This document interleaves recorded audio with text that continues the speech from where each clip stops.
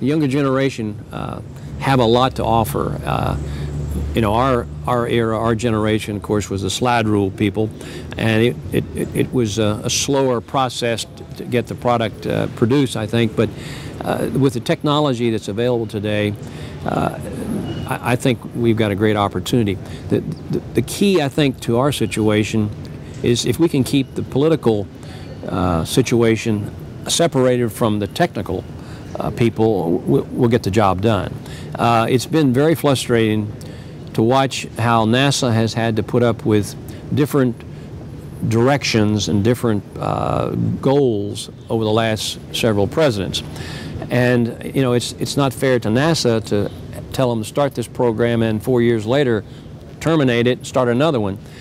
You just don't develop rockets that way. You know, it took us 8 years to get to the moon, and the nice thing about that period is we never had a slowdown. Once the project was started, it never stopped until we had completed our goals, and then they terminated Apollo after we had landed 6 times, of course. But even after that, we utilized the excess hardware from Apollo to go into to create Skylab and launch with the Russians a Soyuz mission. So it's really unfair, I think, to the young people in the NASA family and certainly in the space industry to have to see this stop and start situation that is really a hindrance to progress. So hopefully we'll see the program settle in where we can have a goal of a heavy lifter to do that, and then the civilian guys can go do their thing, and you actually have 2 strong efforts in the space world, and that's, I think that would be the best of all if we could have that. What would you like to see over the next 10 years happen in terms of accomplishments in space? What do you think is going to happen? Well, I do think we have to pay attention to the Chinese. One of the reasons we went to the moon was, of course, competition with the Russians. But the other thing that is somewhat forgotten is we were concerned about the high ground. And we wanted to remind the Russians at that time that we could get to the high ground and we could occupy the high ground. China wants to go to high ground too. I think we have to go back to the moon, not necessarily because it's just a follow-on mission to what we did in the 60s and the 70s, but it's to really look after our assets. And I don't think China will leave the moon. I think once they get there, they'll stay. And that's, to me, kind of a research site. And you can operate out of there. You can monitor all your assets that you have in Earth orbit from the moon. A lot of things can be done up there. So I think we need to go to the moon. And I think it's to basically to be up there on the high ground along with the others. I think I'd feel much better if we had a representative on the high ground. So I would like to see that happen. I certainly think space station is a great tool. I'd love to see that turned over to the private sector and operated as a private venture, which I think it could be very successful. And then the next thing I would love to see a serious effort to start a manned Mars program. And I know it's going to be a while to get there. I certainly would welcome that as an international project between several countries.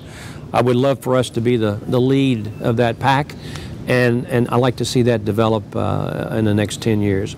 Von Braun's idea was go to the moon, create a base, create a space station, and then third, go to Mars. And he had all that on the drawing boards in the 60s.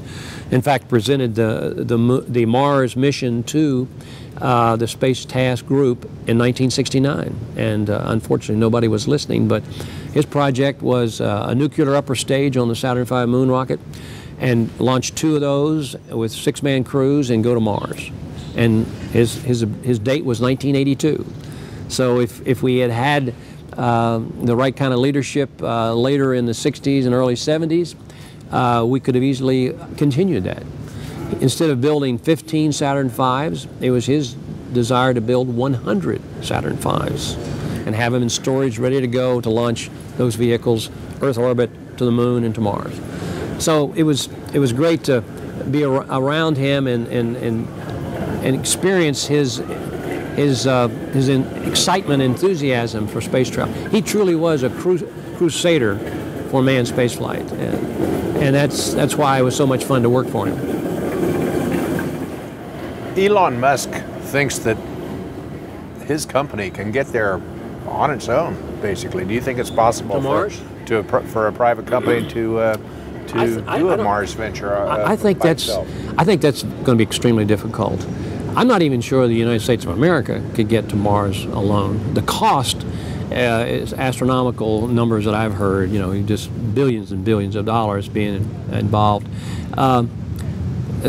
So I'd be surprised if a private company with very little experience with man-rated systems. I think that's SpaceX's challenge, along with many others. The step from flying a rocket to man-rating that rocket is huge. And we experienced that in the 60s, and under very difficult conditions, starting with the Mercury Redstone, then the Atlas, then the Titan, then the Saturn family of rockets. I can assure you it was not an easy task. The components that we dealt with, and I remember Von Braun explaining what man-rated means. Man-rated is not, you take a look at your rocket on the pad and say, okay, I'm going to certify that. Now it's all assembled, that's man-rated. Man-rated starts with the smallest component that you begin with. You test that component and you certify it.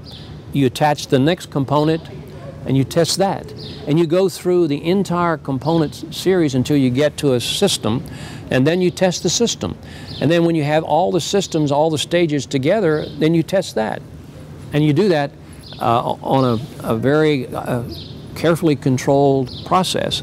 And quality control and testing was huge in the Saturn Apollo program. And I think that's something that the younger generation must recognize. And I think the SpaceX people and others that are going in this business are going to have to go back and really understand how that process led us to a successful launch series. Saturn never failed, but the work that went on before that vehicle ever launched is amazing amount of effort and time went into it.